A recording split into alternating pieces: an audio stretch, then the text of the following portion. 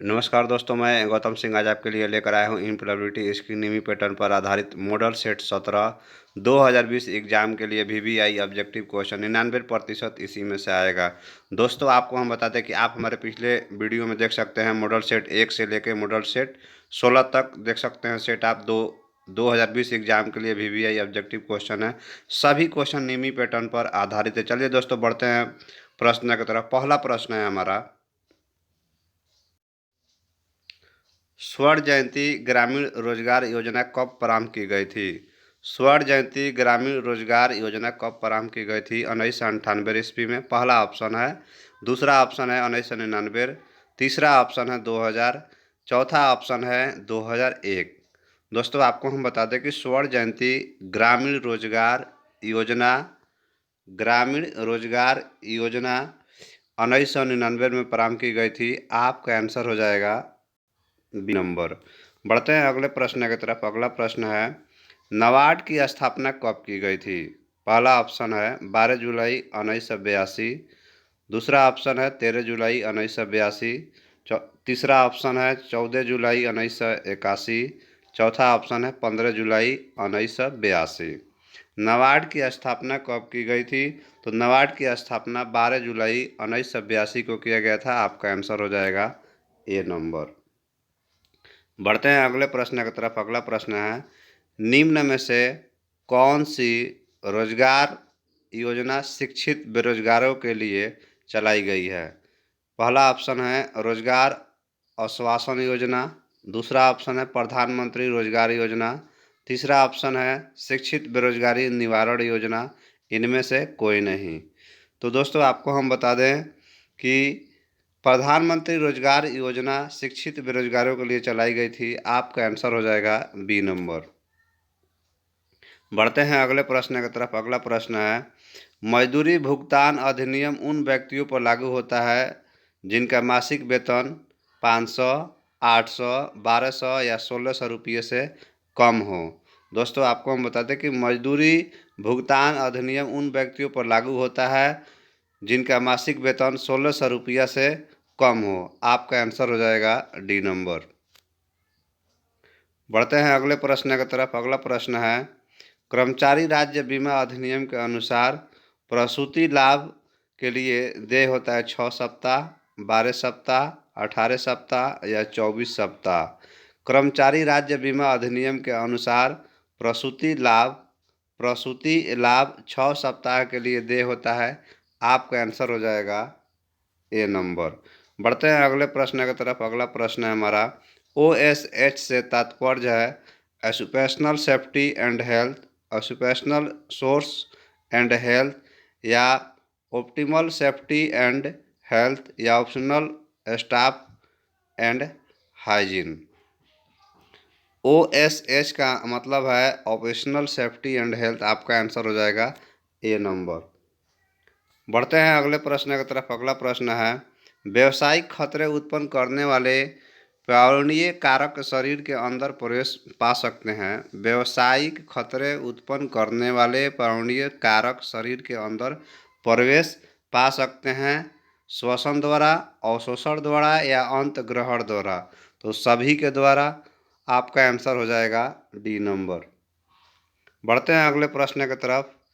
संचार के कितने तत्व हैं? 2, 4, 6 या 7?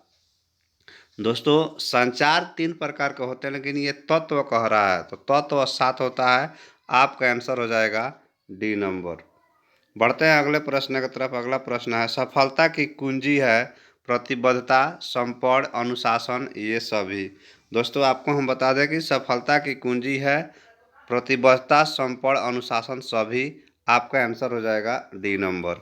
बढ़ते हैं अगले प्रश्न की तरफ। अगला प्रश्न है, ISO का संक्षिप्त नाम है अंतर्राष्ट्रीय प्रमाणीकरण संस्थान या अंतर्राष्ट्रीय मानकीकरण संस्थान, अंतर्राष्ट्रीय गुणवत्ता नियंत्रण संस्थान, भारतीय मानकीकरण संस्थान।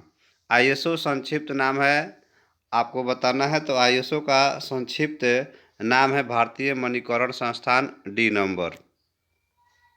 बढ़ते हैं अगले प्रश्न की तरफ। अगला प्रश्न है हमारा, भौतिक संकट के निम्नलिखित में से कौन से कारक है शोरगुल, विकिरण, कंपन, ये सभी भौतिक संकट के निम्नलिखित में से कौन से कारक हैं?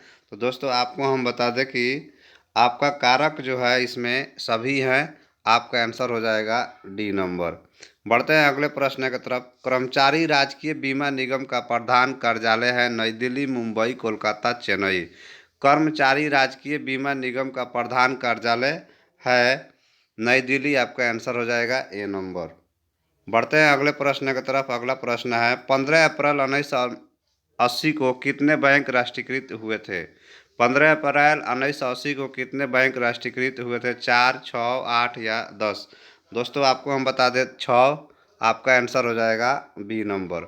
बढ़ते हैं अगले प्रश्न की तरफ। अगला प्रश्न है लघु इकाइयाँ के लिए कितने जिन्सों को आरक्षित किया गया? लघु इकाइयों के लिए कितने जिन्सों को आरक्षित किया गया? 3, 4, 5 या 6? दोस्तों आपको हम बता दें 4। आपका आंसर हो जाएगा बी नंबर। बढ़ते हैं अगले प्रश्न की तरफ। गैर अनुरूपता एक व्यय है, गुणवत्ता की त्रुटि, गुणवत्ता का लाभ, ए और बी दोनों, गुणवत्ता की लागत। आपका सवाल है दोस्तों, गैर अनुरूपता एक व्यय है, तो गैर अनुरूपता एक व्यय है, गुणवत्ता की लागत। आपका आंसर हो जाएगा डी नंबर। बढ़ते हैं अगले प्रश्न की तरफ। अगला प्रश्न है हमारा सतत सुधार प्रक्रिया में निम्न चक्र का प्रयोग होता है? पीडीएसए, क्यूसी, एसजीए, इनमें से कोई नहीं। तो सतत सुधार प्रक्रिया में निम्न चक्र का प्रयोग होता है पीडीएसए। आपका आंसर हो जाएगा ए नंबर। बढ़ते हैं अगले प्रश्न की तरफ। अगला प्रश्न है माँ द्वारा अपने बच्चे के माथे को सूचना चूमना उदाहरण है। माँ द्वारा अपने बच्चे के माथे को चूमना उदाहरण है प्रभाषा संचार का, स्पर्श संचार का, प्रॉक्सिमिक्स का या मौखिक अभिव्यक्ति का? तो माँ द्वारा अपने बच्चे के माथे को चूमना उदाहरण है, आपको दोस्तों बता दें, स्पर्श संचार का। आपका आंसर हो जाएगा बी नंबर। बढ़ते हैं अगले प्रश्न की तरफ। निम्न में से कौन सी अखिल भारतीय विकास वित्त संस्था नहीं है? आईडीबीआई, आईएफसीआई, एसआईडीबीआई या आईएआई? निम्न में कौन सी अखिल भारतीय विकास वित्त संस्था नहीं है? तो दोस्तों आपको बता दें आईएआई। आपका आंसर हो जाएगा डी नंबर। बढ़ते हैं अगले प्रश्न की तरफ। कारखाना अधिनियम 1948 के अनुसार डॉट डॉट से कम आयु के बच्चों को रोजगार देना निषिद्ध है। कारखाना अधिनियम 1948 के अनुसार डॉट डॉट से कम आयु के बच्चों को रोजगार देना निषिद्ध है। 14 वर्ष, 16 वर्ष, 18 वर्ष या इनमें से कोई नहीं। दोस्तों आपको हम बता दें कि आपका आंसर हो जाएगा 14 वर्ष, ए नंबर। बढ़ते हैं अगले प्रश्न की तरफ। भारतीय कंपनी अधिनियम कब लागू हुआ? सन 1956, 1932, 1965 या 1938 में? दोस्तों आपका सवाल है भारतीय कंपनी अधिनियम लागू कब हुआ? तो भारतीय कंपनी अधिनियम लागू हुआ था 1956 में। आपका आंसर हो जाएगा ए नंबर। बढ़ते हैं अगले प्रश्न की तरफ। अगला प्रश्न है हमारा लघु उद्योग की प्राप्ति रियायतों के संबंध में क्या सत्य नहीं है? लघु उद्योग में संयंत्र और मशीनरी में निवेश की सीमा बढ़ाकर 3 करोड़ कर दी गई है। अति लघु इकाइयों में से निवेश की सीमा बढ़ाकर 25 लाख कर दी गई है। 2 लाख तक ऋण का रियायती दरें उपलब्ध हैं। सरकार लघु उद्योगों को आईएसओ 9000 प्राप्त करने के लिए वित्तीय सहायता उपलब्ध नहीं करती है। दोस्तों आपका सवाल है लघु उद्योग प्राप्ति रियायतों के संबंध में क्या सत्य नहीं है? तो सत्य आपका नहीं है। सरकार लघु उद्योग इतना प्राप्त करने के लिए वित्तीय सहायता उपलब्ध नहीं करती है। आपका आंसर हो जाएगा डी नंबर। बढ़ते हैं अगले प्रश्न की तरफ। अगला प्रश्न है हमारा एचआईवी एड्स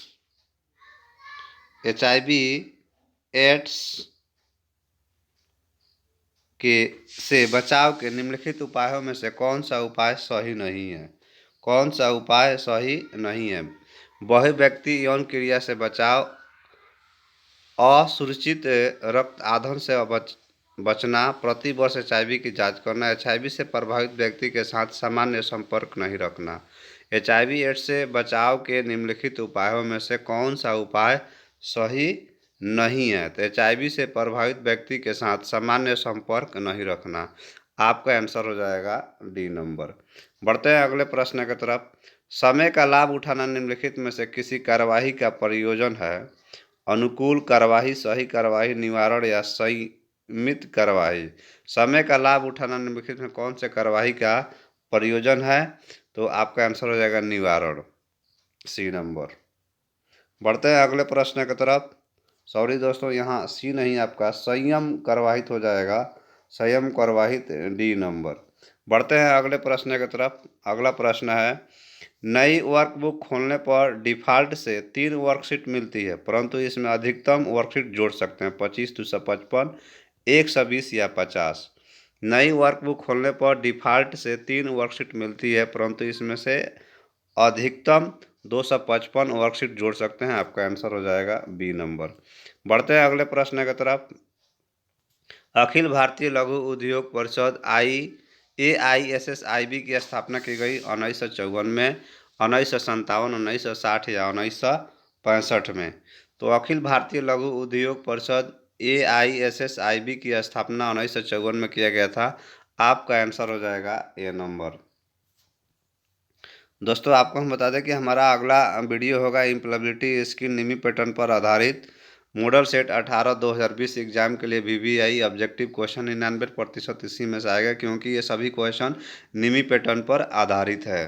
दोस्तों अगर आपने अभी तक हमारे चैनल को सब्सक्राइब नहीं किया है तो चैनल को सब्सक्राइब कर दें और बेल आइकन दबा दें, ताकि अगले वीडियो के नोटिफिकेशन आपको मिलते रहे। थैंक यू दोस्तों, और राधे राधे दोस्तों।